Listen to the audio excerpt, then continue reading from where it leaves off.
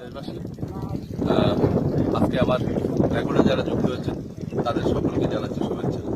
আপনারা জানেন দেশব্যাপী করোনা যুগের মধ্যে সারা দেশকে স্বাস্থ্য বিভাগ ঝুঁকিপূর্ণ ঘোষণা করেছে। ইতিমধ্যেই বাংলাদেশের বেশ কয়েকটি জেলাকে লকডাউন ঘোষণা করা হয়েছে। আমরা জানি সিলেট জেলাকেও ইতিমধ্যে করোনা থেকে মুক্তি থাকার জন্য আমাদের এই সিলেট জেলাকেও জেলা প্রশাসনের পক্ষ থেকে লকডাউন ঘোষণা করা হয়েছে। আপনারা জানেন সিলেট জেলায় এবং সিলেট বিভাগের 4টি জেলায় দেশের কোনো জায়গা থেকে কোনোভাবেই যানবাহন এবং জনগণ প্রবেশ করতে পারছে না। এই সিলেট জেলার অংশ হিসেবে কোম্পানিগঞ্জ উপজেলাও চলছে লকডাউন। আমরা ইতিমধ্যেই উপজেলা প্রশাসনের পক্ষ থেকে পুলিশ প্রশাসনের পক্ষ থেকে আপনার শতবার লকডাউন বাস্তবায়নের জন্য উপজেলা প্রশাসনের শীর্ষস্থানীয় কর্মকর্তাবৃন্দ এবং পুলিশ প্রশাসনের কর্মকর্তাবৃন্দ রাত দিন পরিশ্রম করে যাচ্ছেন। আপনারা জানেন কোম্পানিগঞ্জ উপজেলার দক্ষ এবং সুযোগ্য উপজেলা নির্বাহী কর্মকর্তা জনাব সুমন আচার্যের নেতৃত্বে করোনা থেকে আমাদেরকে মুক্ত থাকার জন্য উনি রাত দিন পরিশ্রম করে যাচ্ছেন। আমি এখন দাঁড়িয়ে আছি এই কোম্পানিগঞ্জ উপজেলার আমাদের উপজেলার শেষ প্রান্তে খাগাইল নামক স্থানে আমি দাঁড়িয়ে আছি।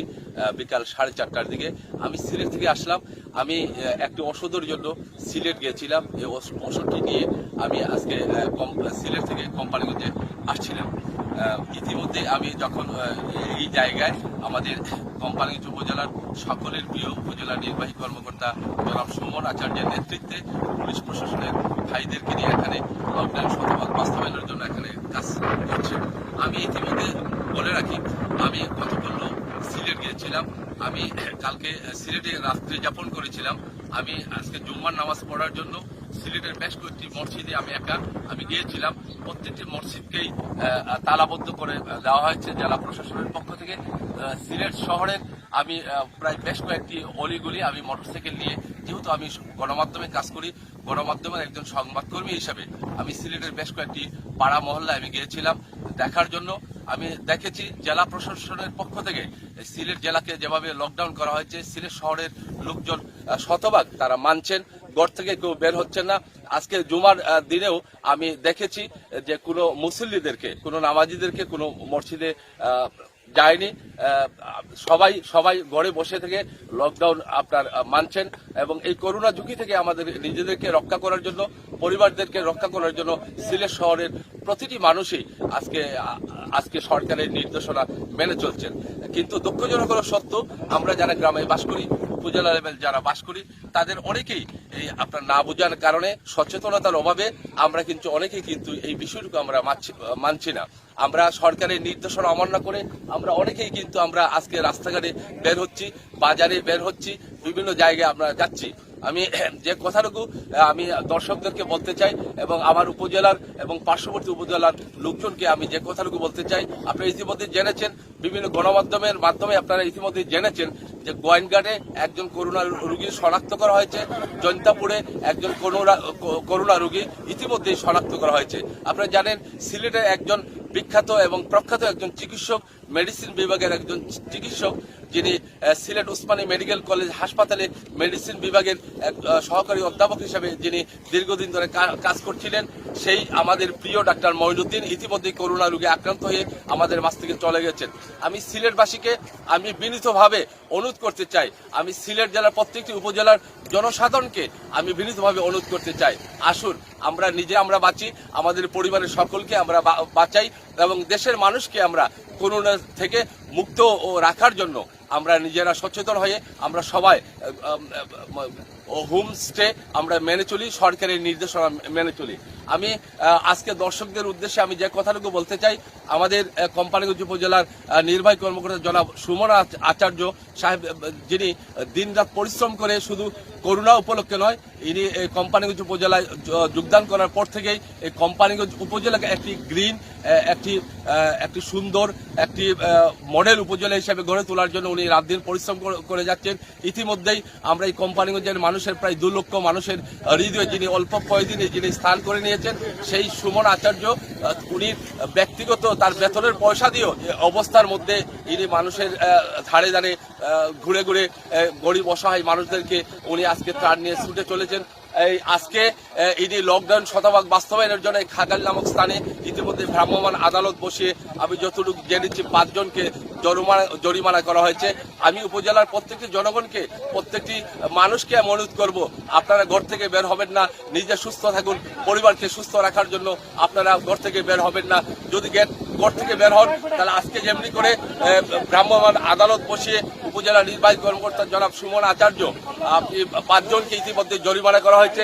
আপনারা যদি ঘর থেকে বের হন, রাস্তাঘাটে বের হন, তাহলে আজকের মতো কিন্তু সবাইকেই কিন্তু আপনার জরিমানার আওতায় নিয়ে আসবে। আজকে কথা বলতে চাই আমাদের কোম্পানিগঞ্জ উপজেলার সুযোগ্য উপজেলা নির্বাহী কর্মকর্তা জনাব সুমন আচার্য সাহেবের সাথে আমি কথা বলতে চাই এই কারণে যে উনি দীর্ঘদিন থেকে এই সিলেট জেলাকে লকডাউন হিসেবে ঘোষণা করার পর থেকে তিনি রাত দিন পরিশ্রম করে যাচ্ছেন, অমানবিকভাবে পরিশ্রম করে যাচ্ছেন। ইতিমধ্যেই কোম্পানিগঞ্জের মানুষ ওনাকে মানবিক একজন উপজেলা নির্বাহী কর্মকর্তা হিসাবে, মানবতার ফেরিওলা হিসাবে কোম্পানিগঞ্জের মানুষ আজকে যাকে আখ্যা দিচ্ছে, আমি আজকে সেই মানবতার ফেরিওলা আমাদের সকলের প্রিয় জনাব সুমন আচার্য সাহেবের কাছ থেকে জানার চেষ্টা করব।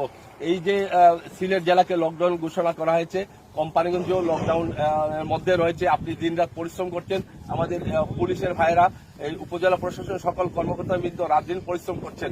তারপরেও অনেক লোকজন না জানার কারণে, সচেতনতার অভাবের কারণে ঘর থেকে বের হচ্ছেন। এই ব্যাপারে আপনার পরবর্তী পদক্ষেপ উপজেলা প্রশাসনের পক্ষ থেকে কি ধরনের পদক্ষেপ নেওয়া হয়েছে? আপনারা জানেন যে আজকে আমাদের যে নোভেল করোনা ভাইরাসের ভাইরাল থাওয়া থেকে আমাদের প্রিয় মাতৃভূমি আজকে মুক্ত নয়। তো আমাদের সিলেট জেলাকে লকডাউন ঘোষণা করা হয়েছে কিছুদিন পূর্বেই, এবং এর আওতায় আমাদের উপজেলা যোগাযোগ বিচ্ছিন্ন রয়েছে। অর্থাৎ কেউ এক উপজেলা থেকে আরেক উপজেলায় যেতে পারবে না, শুধুমাত্র জরুরি সেবাসমূহ এর বাহিরে রয়েছে। তো এই প্রেক্ষিতে আমরা বিভিন্ন ব্যবস্থা গ্রহণ করেছি। বিশেষ করে এই উপজেলার প্রবেশ পথে তল্লাশি বসিয়েছি। আমাদের পুলিশ বাহিনী এই তল্লাশি চুক্তিতে কাজ করছে, প্রতিনিয়ত পরিশ্রম করছে। আমাদের যে সেনাবাহিনী সদস্য রয়েছে তাদেরকে নিয়ে আমি প্রতিদিন কোম্পানিগঞ্জের বিভিন্ন প্রান্তে টহল দিচ্ছি, গুরুত্বপূর্ণ পয়েন্টে টহল দিচ্ছি। আমাদের বিভিন্ন যে গুরুত্বপূর্ণ বাজারগুলো রয়েছে, পয়েন্টগুলো রয়েছে, সেগুলোতে আমি প্রতিদিনই আমরা ভাগ হয়ে আমরা সেগুলো জনগণ যাতে বাহিরে বের না আমরা ব্যবস্থা নিচ্ছি। গত 1 মাসে আমরা প্রচুর পরিমাণে মোবাইল ফোন করেছি, বিরুদ্ধে অনেকের শাস্তির আওতায় এনেছি, জরিমানা করেছি। আসলে জনগণের এই সচেতনতা বৃদ্ধির জন্য, যাতে করে এই করোনা ভাইরাস মোকাবেলা আসলে শুধুমাত্র প্রশাসনিকভাবেই সম্ভব নয়, অথবা শুধুমাত্র চিকিৎসার মাধ্যমেই এটা সম্ভব নয়। শুধুমাত্র এই জন্য আমাদের সবার সচেতনতার মাধ্যমে এটা প্রতিরোধ করা সম্ভব।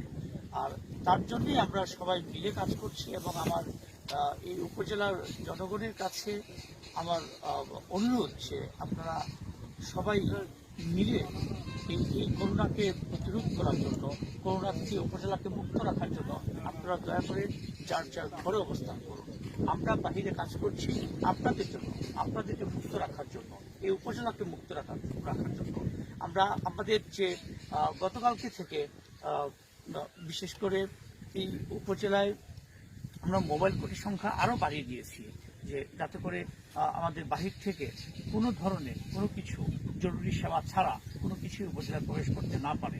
তো এই বিষয়টাতে আমি যদি জনগণের আন্তরিক সহযোগিতা না পাই তাহলে কিন্তু এটা শতভাগ আমাদের এই জিনিসটাকে কন্ট্রোলে আনা সম্ভব না। তো এই আন্তরিকতাটা আমি জনগণের কাছ থেকে আশা করি। তো এইটি আপনার মাধ্যমে আমি বলতে চাই সবাইকে যে সবাই যেন তাদের শতভাগ আন্তরিকতা এই বিষয়ে আসলে জনগণ হিসেবে এজ এ নাগরিক আমি এই জায়গাটুকুই আমার পক্ষ থেকে দেখাবো যে হ্যাঁ আমি ঘরে থাকবো, মানে এইটুকুই করার আছে যে একটা নাগরিকের। আজকে স্কুল কলেজ অফিস আদালত সবকিছু বন্ধ, এই বন্ধ থাকার প্রেক্ষিতে ওই নাগরিকের করণীয়টা কি ঘরে থাকা, এই বিষয়টাই মানুষ মানতে পারছে না। সরকার প্রতিনিয়ত ত্রাণ সহায়তা দিয়ে যাচ্ছে, সব ধরনের সহযোগিতা দিয়ে যাচ্ছে, তো তারপরও মানুষজন অনেকেই ঘরে থাকতে চাচ্ছে না। এই ঘরে থাকার জন্য যে অর্থাৎ নিজের দেশকে ভালোবেসে, নিজেকে ভালোবেসে, নিজের পরিবারকে ভালোবেসে আমাদেরকে ঘরে থাকতে হবে। আসলে আমি যদি ঘরে না থাকি, একজন মানুষ যদি আজকে আইনশৃঙ্খলা বাহিনীকে ফাঁকি দিয়ে যদি বাইরে চলে আসে, আমরা যখন শহরে যাচ্ছি তারপরে যদি সবাই বাইরে চলে আসে, এই যে ফাঁকিটা আসলে আমি কাকে দিচ্ছি? এটা কিন্তু নিজেকে দেওয়া, নিজের পরিবারকে ফাঁকি দেওয়া, নিজের দেশকে ফাঁকি দেওয়া। হ্যাঁ, এটা শুধু আমাদেরকে ফাঁকি দেওয়া না কিন্তু। হ্যাঁ, আমি সবার কাছে অনুরোধ করবো, আপনারা দয়া করে আপনারা ঘরে অবস্থান করুন আর দেশকে সুরক্ষিত রাখুন, আপনার পরিবারকে সুরক্ষিত রাখুন, আপনার শিশু সন্তানটিকে সুরক্ষিত রাখুন। আমরা আমাদের পরিবারকে রেখে আমরা কিন্তু আজকে পথে আপনাদের জন্য। আমি একটা জিনিস জানার চেষ্টা করবো যে আমরা ইতিমধ্যে দেখেছি গণমাধ্যমের মাধ্যমে গোয়েন্দাঘাট এবং জয়ন্তাপুর উপজেলায় 2 জন করোনা রোগী শনাক্ত করা হয়েছে। আমাদের কোম্পানি কিন্তু বেশ কিছু লোকের এই ধরনের লক্ষণ দেখা দেওয়ার ফলে তাদেরও পরীক্ষা নিরীক্ষা করা হয়েছে। আমাদের কোম্পানি কিন্তু এই ধরনের কোন রোগীর সন্ধান মিলেছে কিনা? না, আমাদের ইতিমধ্যে বেশ কিছু স্যাম্পল কালেকশন করা হয়েছে এবং সেগুলোর রেজাল্ট এসেছে। এখন পর্যন্ত সবগুলো রেজাল্টই আমরা নেগেটিভ পেয়েছি। এখন পর্যন্ত কোনো পজিটিভ রেজাল্ট। আরেকটা জিনিস আপনার কাছ থেকে জানতে চেষ্টা হলো যে আমাদের কোম্পানিগুলোতে প্রায় 42 থেকে 45 হাজার পরিবার রয়েছে, এর মধ্যে প্রায় 20 থেকে 25 হাজার অত্যন্ত নিম্নবিত্ত পরিবারের লোকজন রয়েছে। সেই সমস্ত পরিবারের মধ্যে আমি যতটুকু জানি যে উপজেলা প্রশাসনের পক্ষ থেকে আপনারা প্রায় 6,000 পরিবারের মধ্যে ত্রাণ বিতরণ করা হয়েছে।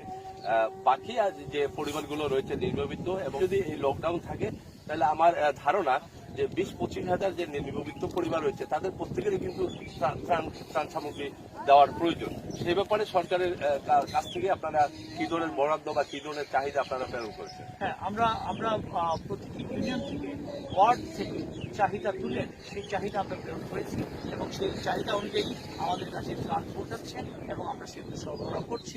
আমাদের দেখা যাচ্ছে যে প্রতি ধাপে ধাপে যে ত্রাণ আমরা দিচ্ছি, অলরেডি 6,000কে দিয়েছি এবং পরবর্তী ধাপে যেমন আগামী সপ্তাহে, এই সপ্তাহের শুরুতে আমার পরবর্তী ধাপে ত্রাণ বিতরণ শুরু হবে এবং যারা বাকি আছেন তারাও দেখা যাবে যে 4 দিন পরে পরেই এই ত্রাণ বিতরণ হবে এবং করে ত্রাণ আসবে বা 1 সপ্তাহ পরে পরে, অর্থাৎ এক ধাপ থেকে আরেক ধাপের যে গ্যাপটা সেটা খুব বেশি হবে না এবং সবাইকে ত্রাণের আওতায় আনা হবে সেটা পর্যায়ে।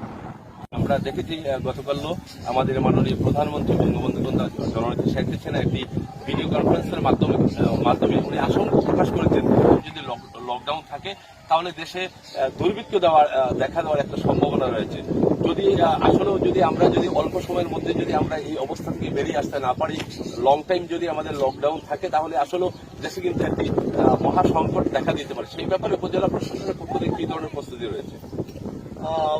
আসলে যদি লং টাইম এরকম কিছু হয় সেক্ষেত্রে আমাদের যে ত্রাণ সহায়তা সেটা বাড়ানো হবে এবং আমাদের যে উপজেলা পর্যায়ে উৎপাদন, আমাদের যে কৃষি উৎপাদন সেটাকে স্বাভাবিক রাখার জন্য সেই ক্ষেত্রে আমরা ব্যবস্থা নিচ্ছি এবং এখানকার লোকাল উৎপাদন এবং এখানকার শ্রমিকদেরও যাতে আমাদের যে যাতে কাজে লাগানো যায় সেই ব্যাপারগুলি আমরা সর্বশেষ প্রশ্ন আপনার কাছে, সেটি হলো যে মাননীয় প্রধানমন্ত্রী কিন্তু গতকাল ভিডিও কনফারেন্সের মধ্যে বলেছেন এখন যে আমাদের বড় মৌসুম, এই বড় মৌসুমে কিন্তু এই ধান কাটার জন্য কিন্তু প্রচুর পরিমাণে শ্রমিকের দরকার এবং এই শ্রমিকদেরকে এই লকডাউনের আওতায় উনি রাখার জন্য মাননীয় প্রধানমন্ত্রী নির্দেশনা প্রদান করেছেন। যে আমাদের উপজেলায় কিন্তু প্রচুর পরিমাণে কিন্তু বড় জমি রয়েছে, সেই বড় জমি কাটানোর জন্য যদি শ্রমিকরা যদি বিভিন্ন জায়গায় যেতে চায়, সেই ব্যাপারে শ্রমিকদেরকে লকডাউনের আওতামুক্ত রাখা হবে। আমাদের ধান কাটা ইতিমধ্যে শুরু হয়েছে, জানেন যে আগামী 10 থেকে 15 দিনের মধ্যে আমাদের ধান কাটা হয়ে যাবে এবং শ্রমিকরা বিশেষ করে কৃষি পুরোটাই কিন্তু এই লকডাউনের আওতামুক্ত। কৃষি সার বীজ এবং কৃষি যন্ত্রপাতির দোকানপাটগুলো আমাদের এই লকডাউনের আওতামুক্ত। আপনারা জানেন যে শুধুমাত্র মেডিসিনের দোকান এবং কাঁচা বাজার নিত্যপণ্য কৃষিমালের দোকানগুলো খোলা এবং তার সাথে আমাদের কৃষি সার বীজ এবং কৃষি যন্ত্রপাতির দোকানপাটও সারাদিন খোলা রয়েছে বিকাল 6টা পর্যন্ত। তাহলে এইগুলো যেহেতু খোলা আছে, তাহলে কি আমাদের কৃষিক্ষেত্রে আমাদের অবশ্যই লকডাউনের আওতায় আগামী 10-15 দিন ওরা বিশেষ করে কৃষি ধানগুলো কাটার ব্যবস্থা।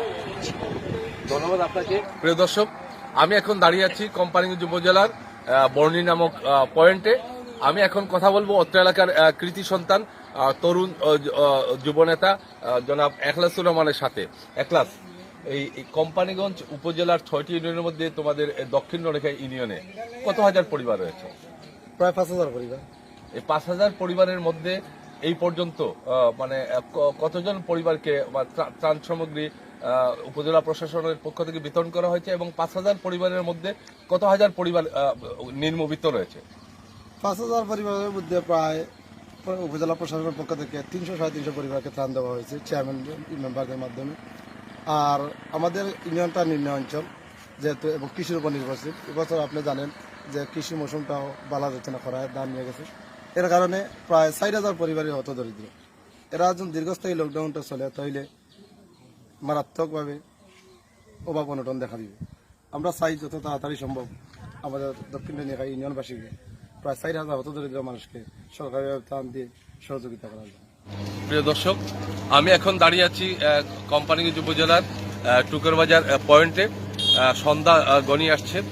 আমি আজকে আমার রেকর্ড থেকে বিদায় নেওয়ার আগে আমি যে কথাটুকু আমি দর্শকদেরকে বলতে চাই, দেশবাসীকে বলতে চাই, আপনারা জানেন যে আজকে করোনা সারা পৃথিবীব্যাপী আজকে মহামারী আকার ধারণ করেছে। বাংলাদেশেও আজকে মহামারী আকারে ধারণ করার রূপ ধারণ করছে।